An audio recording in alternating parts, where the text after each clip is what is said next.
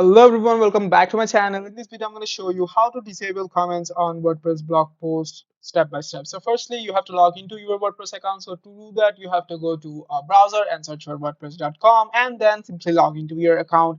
And this is the interface you're going to see over here. In the left hand side, you can see there's an option called post. Click on the post option over here, and here you can see all of your posts. After that, you just simply select all the posts you want to disable your comments on.